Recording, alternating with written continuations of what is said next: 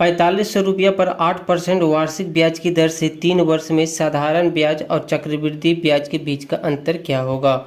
तो सबसे पहले आपको साधारण ब्याज मालूम करना है, फिर चक्रवृद्धि ब्याज निकाल के उसमें आप घटा दें तो वो आपका आंसर आ जाएगा। देखिए यहाँ पे मूलधन कितना दिया हुआ है, मूलधन को P से डिनोट करते हैं जो 4500 है, और आपका 8% वार्षिक दर, ये दर को इंडिकेट कर रहा है जो 8% है, और आपका समय है 3 वर्ष। तो चक्रवृद्धि पहले आपको साधारण ब्याज हम आपको यहाँ पे निकाल देते हैं। जैसे साधारण ब्याज बराबर होता है PRT बटा 100। P क्या है, मूलधन, R दर, और T आपका समय हो गया। तो ये हो जाएगा 4500 × 8 × 3 बटा 100। डबल जीरो से डबल जीरो कैंसिल हो जाएगा। जब इसे आप सॉल्व कीजिएगा तो यह SI आपका निकल के आ जाएगा 1080। ठीक है, ये मेरा SI निकल गया है यहाँ पे। अब दोस्तों हमको निकाल लेना है चक्रवृद्धि ब्याज। तो CI बराबर होता है मूलधन 1 + R बटा 100 का होल n। n क्या है तो समय को बता रहा, -1 हो जाता है। सभी का मान आप पुट कर दें तो ये हो जाएगा आपका 4500 1 + 8 बटा 100, n हो गया समय -1।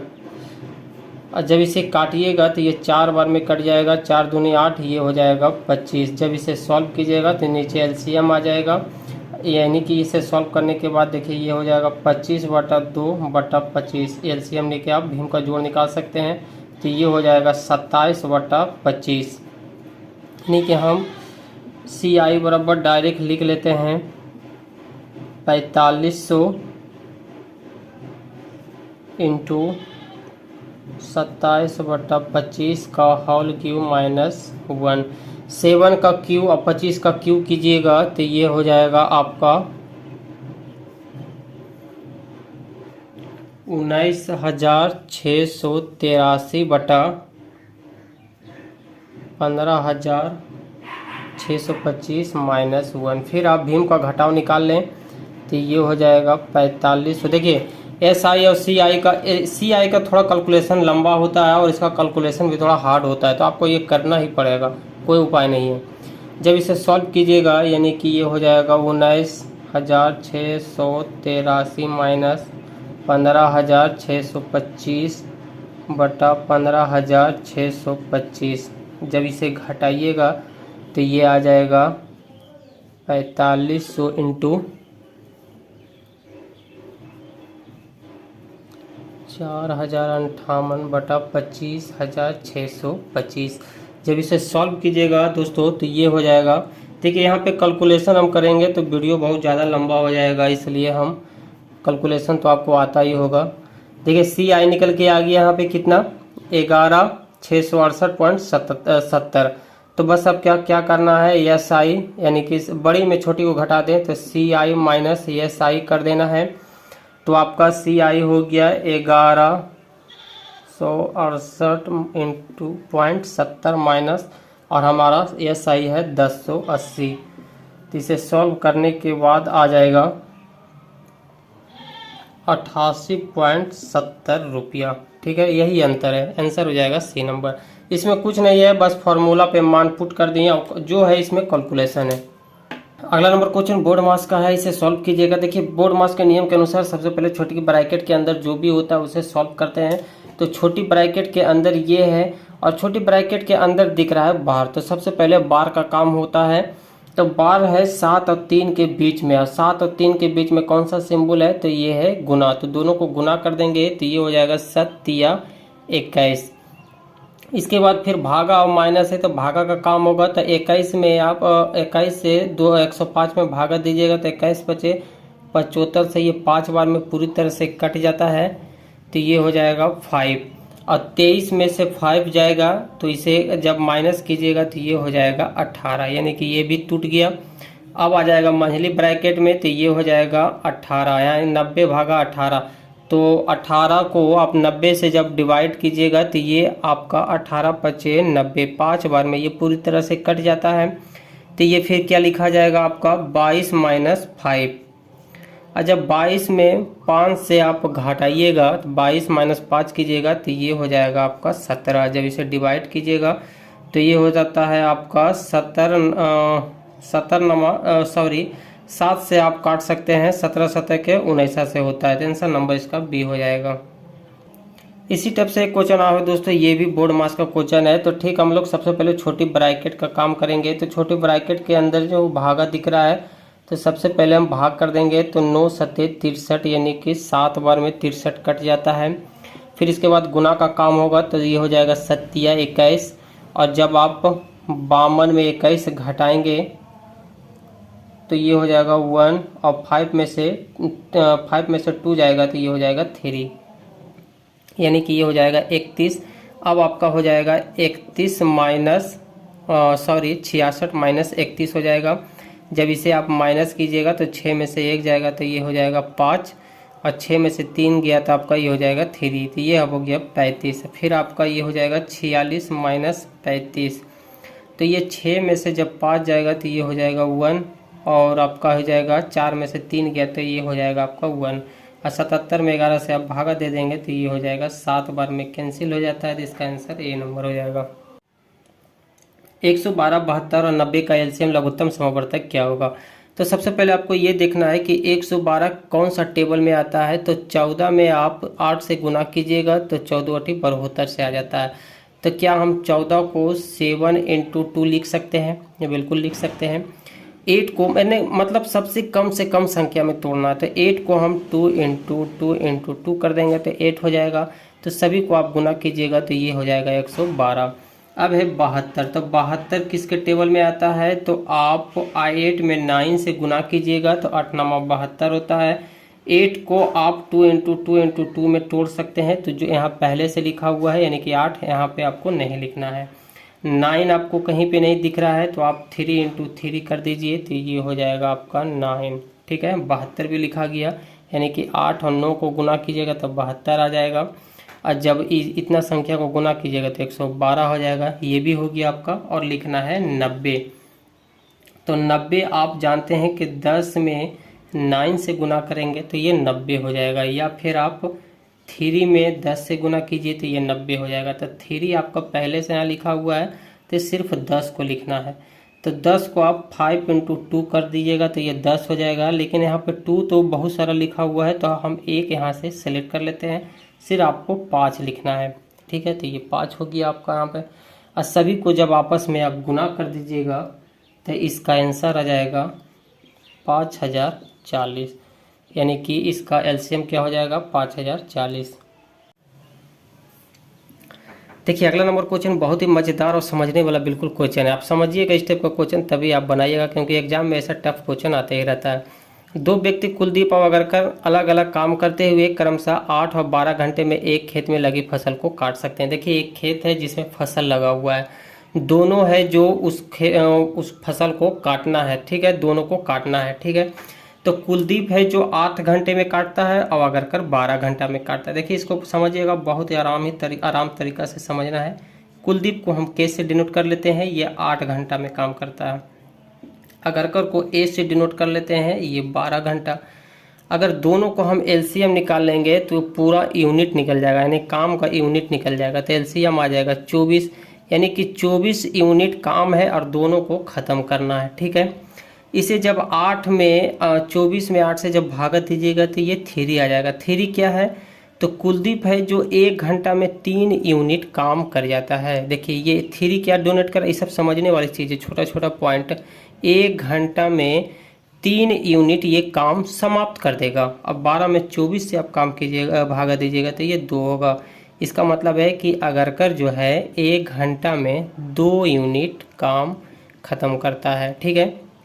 यानी कि आप कह सकते हैं कि अगरकर से बेहतर है कुलदीप, क्योंकि ये काम थोड़ा ज़्यादा निकाल रहा है। अब देखिए आगे क्या बोला है। वे 1-1 घंटे की कार्य अवधि में वैकल्पिक रूप से काम करते हैं, जिसमें कुलदीप को सबसे पहले भिड़ाया गया है। वो 9 बजे कार्य आरंभ करता है, तो कटाई कब खत्म हो जाएगी?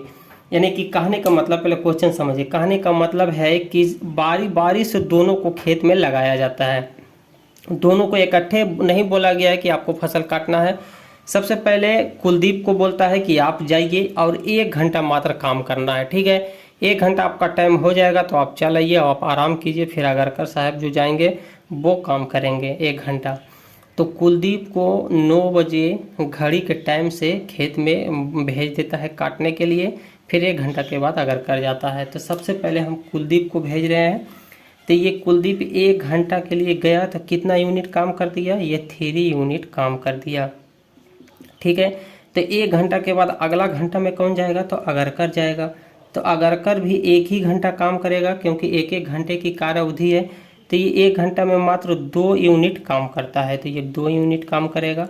अगर हम दोनों को जोड़ देते हैं तो 2 घंटा में कितना काम हो गया है, तो 3 2 5, यानी कि 5 यूनिट आपका काम हो गया है। 2 घंटा में 5 यूनिट काम हो गया। अगर हम दोनों तरफ से 4 गुना करते हैं, 4 क्यों गुना कर रहे हैं सब ये बताने वाले हैं हम आपको। अगर 4 गुना करते हैं तो ये क्या हो जाएगा, 20 यूनिट। अगर हम 5 से गुना करते हैं तो ये हो जाता है 5 5 25, लेकिन हमारा काम तो 24 यूनिट है, 1 यूनिट ज़्यादा हो जाता है, तो हम कम से गुना करेंगे, 4 से गुना करेंगे। 3 से गुना करते हैं तो ये क्या हो जाएगा, 5 3 15, जो 24 से बहुत पीछे आ जाता है, तो आसपास हमको गुना कर देना है। तो ये 4 दूनी 8, यानी कि 8 घंटा में आपका 20 यूनिट काम हो गया। ठीक है, तो ये हम 4 जो गुना किए, 4 क्या है, 4 घंटा हो गया, यानी कि 2 घंटा पहले काम हो गया है, 4 घंटा फिर, यानी कि 1 घंटा 2 घंटा 3 घंटा 4 घंटा, फिर 4 घंटा हुआ। तो देखिए सबसे पहले पहला घंटा में गया था कुलदीप, दूसरा घंटा में गया था अगरकर, अगरकर आया, फिर गया कुलदीप, फिर कुलदीप, फिर अगरकर, फिर कुलदीप, फिर अगरकर। अब अगला घंटा में कौन आएगा, तो कुलदीप आएगा। ठीक है, ये आपको ध्यान रखना है। तो अगला घंटा में जो काम करने के लिए आएगा कुलदीप आएगा। तो यहाँ पे 8 घंटा में 20 यूनिट काम हो गया है, तो कुलदीप को हम लाते हैं। देखिए 24 घंटा, पहले हम माइनस कर लेते हैं, यहाँ पे है 24, 20 यूनिट काम हो गया है, तो आपका 4 ही यूनिट तो काम बचा हुआ है, यानी कि 4 यूनिट काम और समाप्त करना है। तो कुलदीप आता है, हम इसे 1 घंटा के लिए काम करवाते हैं, तो ये 3 यूनिट फिर से कर देता है। तो 4 में 3 आप घटा दीजिएगा तो ये कितना आ जाएगा आपका, 1 यूनिट, यानी कि 1 यूनिट काम और बच गया है। तो 1 यूनिट काम जो बचा है वो अगला पार्टी करेगा, यानी कि अब तो अगरकर का बारी है, तो अगरकर आएगा। तो अगरकर क्या करता है कि 1 घंटा में ये 2 यूनिट काम करता है। ठीक है, 1 घंटा यानी कि 60 मिनट में ये 2 यूनिट काम करता है। तो आधा घंटा में 1 यूनिट काम करेगा, यानी कि 30 30 30 60 हो जाएगा, यानी कि 30 मिनट में ये 1 यूनिट करेगा, और ये अगला 30 मिनट में ये अगला 1 यूनिट काम करेगा। टोटल 1 घंटा में 2 यूनिट काम हो जाता है। तो आधा घंटा में, आधा घंटा को 1/2 हम 2 भी लिख सकते हैं। तो ये आधा घंटा में 1 यूनिट काम कर जाएगा, और 1 यूनिट काम मात्र से बचा हुआ था, तो आधा घंटा इससे और काम करवा देंगे। तो ये हमारा सारा 24 यूनिट काम खत्म हो जाएगा। अब सभी टाइम को आप ऐड कर लीजिए। सबसे पहले यहाँ 8 घंटा है, तो 8 घंटा, ठीक है। इसके बाद फिर 1 घंटा फिर कुलदीप काम किया, तो 1 हो जाएगा। अब फिर आधा घंटा काम हुआ है, ठीक है। तो 8 और 1 क्या हो जाएगा, 9 ये हो जाएगा आधा घंटा, यानी कि 9 घंटा और आधा घंटा, 9 घंटा और 30 मिनट काम हुआ है। सभी को हम यहाँ पे मिटा रहे हैं क्योंकि जगह नहीं है, स्पेस नहीं है। देखिए 9 घंटा 30 मिनट, 9 घंटा 30 मिनट काम किया है दोनों मिलके। अब शुरू कब किया था, ये 9 बजे सुबह काम ये इसने शुरू किया, तो 9 बजे सुबह शुरू काम किया। तो इसमें आप 9 घंटा के बाद देखिए 9 बज गया है, तो फिर क्या होगा, 9 घंटा देखिए हम पहले यहाँ लिख लेते हैं 1 2 3 4 5 6 7 8 9, 1 2 3 4 5 6 7 8, 9 घंटा देखिए हम इस तरह से लिख लिए। 9 बजे सुबह उसने प्रारंभ किया, तो फिर 10 बज जाएगा, फिर 11 हो जाएगा, फिर 12 हो जाएगा, फिर दोपहर का 1 हो जाएगा, फिर 2 3 4, 4 के बाद फिर 5 के बाद फिर हो जाएगा 6 क्या हो जाएगा, शाम हो जाएगा। अब आधा 30 मिनट और बचा हुआ है, तो यानी कि 6:30 पे दोनों काम खत्म कर देगा। यानी खेत में जितना भी फसल है दोनों मिलके शाम के 6:30 पे खत्म कर देगा। तो यही तो पूछा है, तो इसका आंसर हो जाएगा बी नंबर। प्रत्यय ने कप का एक सेट 195 रुपये में खरीदा। खरीदा का मतलब क्या हो गया, कॉस्ट प्राइस कितना है, 195 रुपया में कप का एक सेट खरीदा। लेकिन पुराना माल निकालने के लिए 171.6 में वो बेच दिया, यानी कि सेलिंग प्राइस क्या हो गया 171.6। और दोनों को आप जब माइनस कीजिएगा तो ये आपका क्या निकल के आ जाएगा, लाभ या फिर हानि निकल के आ जाएगा। तो यहाँ पे आप साफ साफ देख सकते हैं कि हम खरीदे हैं ज़्यादा में, अब बेच रहे हैं कम में, तो ये हानि ही होगा। तो ये कितना हानि हो रहा है, तो 23.4 का हानि हो रहा है। तो बोला उसे कितने प्रतिशत की हानि हुई, तो प्रतिशत हानि बराबर होता है, ऊपर में हानि लिखाता है और नीचे में क्रय मूल्य यानी कि 195 × 100। जब इसे सॉल्व कीजिएगा तो आपका आंसर आ जाएगा 12, ऑप्शन नंबर ए हो जाएगा। देखिए इसे सॉल्व करके हम दिखा देते हैं। ये पॉइंट से नीचे आएगा तो ये 0 खत्म हो जाएगा। 5 से अब काट रहे हैं तो 5 दूनी ये 10 हो जाएगा। देखिए सॉल्व हम इसलिए नहीं करते हैं क्योंकि ज़्यादा समय मिलता है तो क्वेश्चन हम ज़्यादा करा सकते हैं। तो ये 39 में यानी कि 5 तिया 15, ठीक है, और 19 में से 15 जाएगा तो कितना बचेगा आपका 3, यानी कि 35 हो जाएगा। और ये ये 4 हो जाएगा, 19 में से 15 जाएगा तो 4 यानी कि 45, और 9 बचे 45 होता है, तो 39 बार में कट गया। और 39 से 234 6 बार में कट जाता है, तो गुना करने के बाद 12 आ जाएगा। ये टाइम एंड डिस्टेंस का क्वेश्चन है। कोई वस्तु पहले 4 सेकंड में 18 मीटर और अगले 2 सेकंड में 16 मीटर की दूरी तय करती है, तो वस्तु का औसत गति औसत चाल क्या होगा। तो औसत चाल बराबर होता है total distance upon total time. Total distance कितना है, तो 18 और 16, तो ये हो जाएगा 18 और 16 यानी कि जुट जाएगा। टाइम हो गया आपका 4 सेकेंड और 2 सेकेंड। जब इसे जोड़िएगा तो 8 6 हो जाएगा 14, 1 और 2 ये हो जाएगा 34, 4 और 2 ये 6 हो जाएगा। जब इसे आप सॉल्व कीजिएगा, डिवाइड कीजिएगा तो ये 5.666 ऐसा ही कुछ समथिंग में आता है आंसर, जिसे आप शॉर्ट में 6 या फिर 6-7 तक दिया हुआ है तो 6-7 तक लिख सकते हैं। देखिए ये मीटर पर सेकेंड स्क्वायर में लिखाएगा, ठीक है, मीटर पर सेकेंड लिखाएगा। क्यों, क्योंकि चाल का यूनिट होता है मीटर पर सेकेंड। तो इसका आंसर नंबर हो जाएगा 5.6 मीटर पर सेकेंड, ऑप्शन नंबर ए हो जाएगा।